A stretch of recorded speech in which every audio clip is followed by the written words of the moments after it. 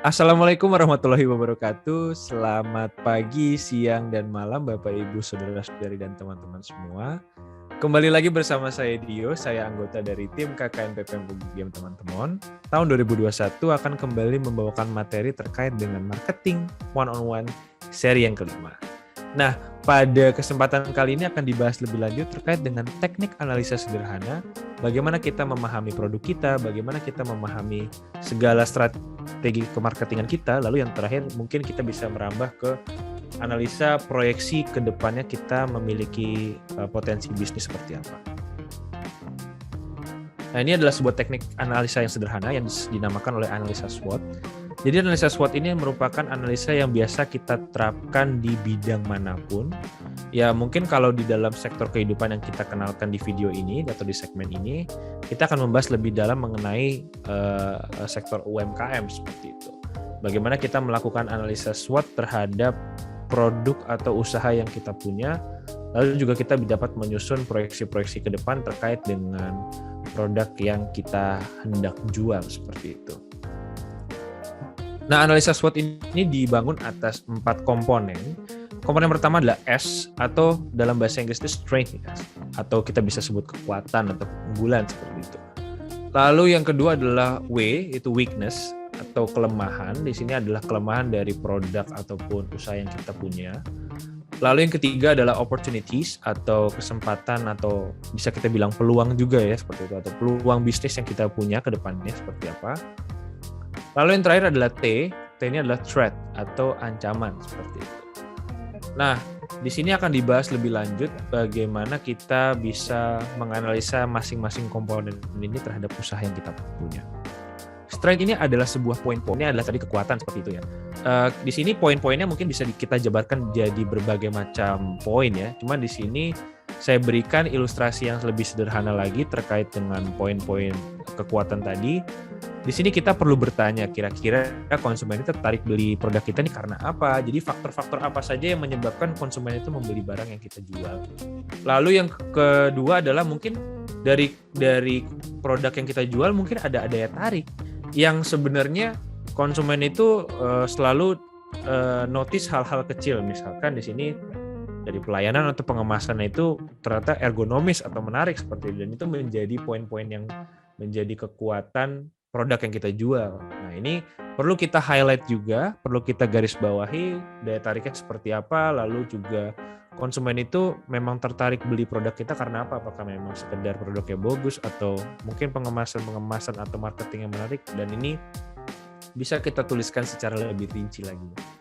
Lalu yang terakhir adalah mungkin kita bisa menggali keunggulan lainnya, misalkan sumber dayanya melimpah atau mudah didapat, murah pengolahannya, dan segala macam. Ini adalah poin-poin kekuatan yang bisa kita jadikan sebuah keunggulan dari produk yang kita jual. Lalu yang kedua adalah sebuah weakness atau kelemahan. Ini adalah faktor-faktor yang menyebabkan produk atau jasa ini biasanya kurang diminati. Nah, ini ada apa saja faktornya? Nah, ini juga kita bisa menyusun dalam poin-poin yang sangat beragam. Di sini saya berikan poin-poin yang biasa kita sering temui. Yang pertama adalah produk yang diberikan apakah sudah sesuai dengan gambar. Nah, biasanya kan kalau kita beli barang-barang di e-commerce atau beli di platform-platform tertentu, kadang-kali kita menemukan sebuah produk yang tidak sesuai dengan gambar yang tertera di platform tersebut ya. Jadi ini merupakan sebuah kekecewaan juga terhadap konsumen.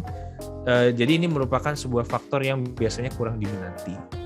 Lalu yang kedua, bagaimana dengan pelayanannya, bagaimana dengan pengemasannya. Jadi ada faktor-faktor pendukung yang sebenarnya ini malah jadi kelemahan dari produk yang kita jual.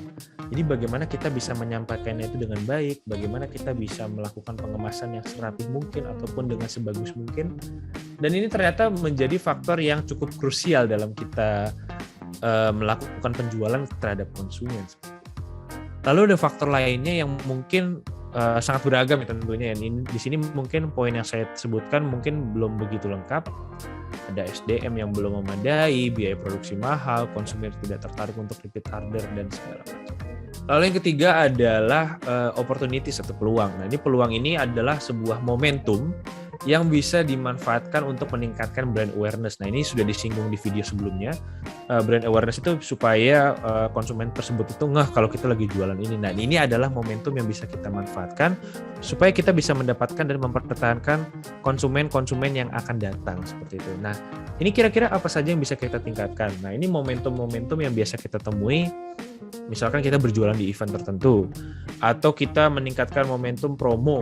Misalkan lagi ada promo, misalkan di Shopee itu ada promo biasanya setiap bulan itu, dan di awal tanggalnya itu ya misalkan 88 atau 77, 66. Ini adalah momentum-momentum promo yang biasanya sering kita manfaatkan supaya konsumen itu juga sadar nih, oh ternyata juga ada promo loh di toko ini, ternyata juga ada diskon di toko ini. Nah, ini adalah sebuah peluang-peluang yang bisa dapat di momentum-momentum tertentu. Lalu yang keempat adalah threat atau ancaman. Ini adalah ancaman yang dapat sekiranya itu mengganggu aktivitas ekonomi dari produk yang kita jual. Nah, ini sebenarnya ada banyak sekali faktor juga, dan di sini saya membagi atas 2 faktor. Yang pertama adalah yang bisa kita prediksi. Nah, ancaman yang bisa diprediksi misalkan kita mempelajari kebiasaan konsumen atau tingkah laku, terus terhadap kompetitor kita nih, misalkan kompetitor kita menjual barang yang jauh lebih baik dibanding produk kita. Nah, ini adalah sebuah ancaman yang secara tidak langsung ini mengganggu aktivitas ekonomi kita. Oh, keuntungannya turun dan segala macam seperti itu. Lalu yang kedua adalah hal yang tidak bisa diprediksi. Dari strategi pemasaran mungkin yang strateginya itu lebih lihai atau lebih cerdik seperti itu. Lalu ada juga perubahan platform, jadi nanti kalau misalkan ya di satu e-commerce tertentu itu tidak laku, ntar pindahnya ke sosial media, misalkan pindah ke Facebook atau pindah ke TikTok. Nah, ini merupakan ancaman-ancaman yang bisa mengganggu jalannya ekonomi dari usaha yang kita punya. Lalu ada juga regulasi pemerintah ya, tentu kalau pemerintah menerapkan aturan-aturan tertentu ini juga jadi ancaman bagi kita. Nah, lantas bagaimana kita menyusun analisa SWOT tadi supaya lebih mudah untuk kita tulis secara lebih mudah gitu ya, supaya kita mudah ya. Nah, kita bisa melakukan sebuah penulisan rencana seperti itu.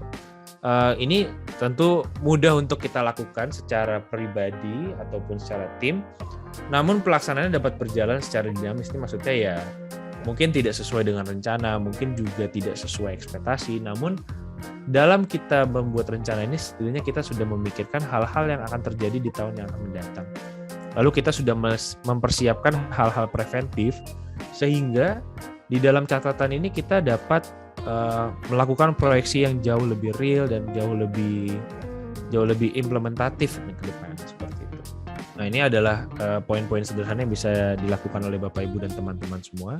Yang pertama, tuliskan poin-poin yang akan dilakukan untuk meningkatkan usaha dengan analisa SWOT yang sudah disusun.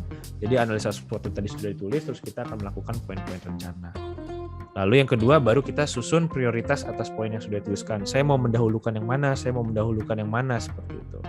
Karena tujuan dari analisa SWOT itu adalah kita mencari peluang, lalu menghilangkan ancaman, seperti itu. Nah, ini adalah rencana-rencana yang cukup intuitif seperti itu ya. Di sini saya ilustrasikan sebagai toko ayam segar. Di sini akan ada beberapa aksi yang ingin saya lakukan terkait dengan ekspansi bisnis atau marketing yang ingin saya terapkan.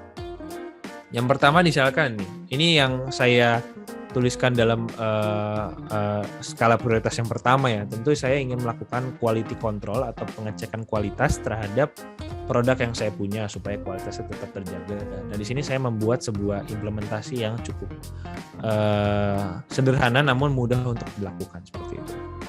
Lalu ada aksi yang kedua di sini, misalkan saya pengen buka toko online seperti itu. Jadi setelah quality control sudah saya lakukan yang aksi pertama, lalu lanjut ke aksi yang kedua.